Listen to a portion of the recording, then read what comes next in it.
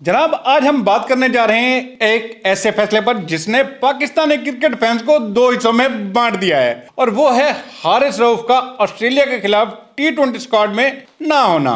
और इसी के साथ ये सवाल कि क्या वाकई हारिस रऊफ अब T20 वर्ल्ड कप के प्लान से भी बाहर हो चुके हैं, क्योंकि जब आप किसी खिलाड़ी को वर्ल्ड कप से पहले आखिरी बड़ी सीरीज से बाहर देखते हैं तो फिर शकूक व शुबात पैदा होना फितरी बात है। हारिस रऊफ का आखिरी इंटरनेशनल मैच वही हार्ट ब्रेक मुकाबला था, पाकिस्तान बामुकाबला भारत, दुबई में, और उसके बाद से वो T20 टीम का हिस्सा नहीं रहे और अब ऑस्ट्रेलिया के खिलाफ भी नहीं है। तो जाहिर है कि फैंस के जहन में ये सवाल आ रहा है कि शायद कहानी यहीं खत्म हो रही है। लेकिन यहाँ जज्बात से हटकर हमें ठंडे दिमाग से तज्जिया करना होगा। एक तबका खुश भी है जो ये समझता है कि हारिस रऊफ बड़े मैचेस में प्रेशर हैंडल नहीं कर पाते, खास तौर पर डेथ ओवर्स में या हाई स्टेक्स गेम में, और उनके मुताबिक अगर वो वर्ल्ड कप स्क्वाड का हिस्सा ना हो तो शायद ये बेहतर फैसला है। दूसरी तरफ उनके सपोर्टर ये दलील दे रहे हैं कि अभी वर्ल्ड कप स्क्वाड फाइनल नहीं हुआ, यह सिर्फ ऑस्ट्रेलिया सीरीज है, इंजरी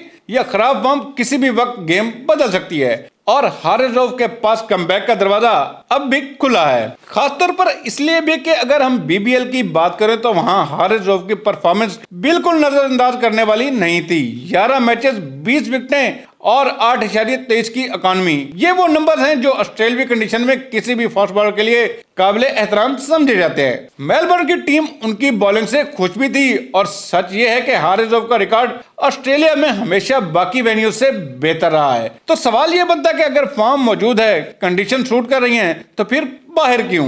यहीं पर सिलेक्शन पॉलिसी का असल नुक्ता सामने आता है। PCB शायद अब सिर्फ लीग फॉर्म नहीं देख रही, बल्कि बैनुल अक़वामी दबाव, बड़े मैच का टेम्परामेंट और वर्ल्ड कप जैसे बड़े इवेंट के लिए रिलायबिलिटी को ज्यादा वजन दे रही है। और ये वो जगह है जहां हारिस रऊफ पर सवालिया निशान लगता है। मुनसफाना हो या ना हो, लेकिन हकीकत यही है कि बड़े मैचेस में उनकी परफॉर्मेंस पर पहले भी तनकीद हो चुकी है। यह तनकीद सिलेक्टर्स पर भी बनती है कि अगर यही में आ रहा है तो उसे वाज़ेह क्यों नहीं किया जाता, ताकि खिलाड़ी और फैन दोनों कंफ्यूजन में ना रहें। अब बात है नसीम शाह और जमान खान के मवाजने पर, जो इस स्क्वाड के बाद सबसे ज्यादा ज़ेरे बहस है। लोग पूछ रहे हैं कि नसीम शाह किस बुनियाद पर टीम में आए और जमान खान किस बुनियाद पर बाहर है। अगर जमान खान की बात करें तो वो डेथ ओवर के स्पेशलिस्ट के तौर पर जाने जाते हैं, और PSL हो या BBL, आखिरी ओवर में रन डिफेंड करना उनकी पहचान बन चुका है। लाहौर कलंदर के लिए फाइनल्स में रन डिफेंड करना कोई मामूली बात नहीं, और हालिया BBL में भी उन्होंने कम रन का कामयाब दिफा करके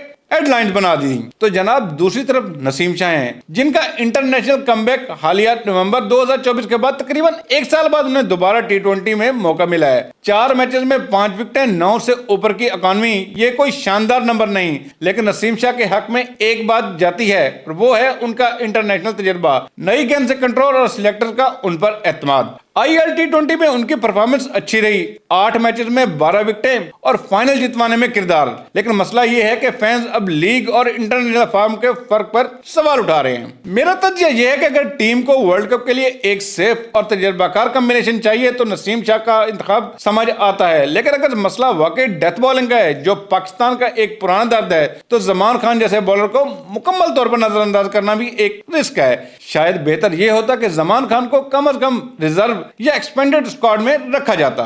अब आखिरी और शायद सबसे अंडररेटेड मामला, सुफियान मुकीम का अखराज। सुफियान मुकीम ने जब भी मौका मिला नंबर दिए। 19 T20 इंटरनेशनल मैचों में 27 विकेटें, 6.28 की इकॉनमी, ये किसी भी स्पिनर के लिए एक मजबूत रिकॉर्ड है, और मुस्तकबिल के लिए वो एक रोशन नाम नजर आते हैं। लेकिन यहाँ मसला परफॉर्मेंस नहीं बल्कि कम्बिनेशन है। शादाब खान की बतौर नायब कप्तान वापसी, इब्रार अहमद, नवाज, उस्मान तारिक और यहाँ तक के साइम अयूब, स्पिन ऑप्शन की लाइन पहले ही लंबी है। ऐसे में एक और स्पिनर रखना शायद टीम बैलेंस के खिलाफ जाता। इंडिया के खिलाफ एशिया कप में सुफियान की परफॉर्मेंस भी कोई यादगार नहीं रही है, उसके बाद वो मुसलसल नजर भी नहीं आए। इसलिए सिलेक्टर ने शायद शॉर्ट टर्म प्लान की बजाय वर्ल्ड कप के फौरी कॉम्बिनेशन को तरजीह दी है। फैसला सख्त है, लेकिन मुकम्मल तौर पर गैर मंतकी भी नहीं है। تو مجموعی طور پر اگر دیکھا جائے تو یہ آسٹریلیا سیریز کا اسکواڈ ہمیں ایک واضح اشارہ دیتا ہے کہ پی سی بی اب تجربہ، ٹیم بیلنس اور پریشر ہینڈلنگ کو زیادہ ترجیح دے رہی ہے، چاہے اس کے لیے کچھ فارم پلیئر کو وقتی طور پر قربانی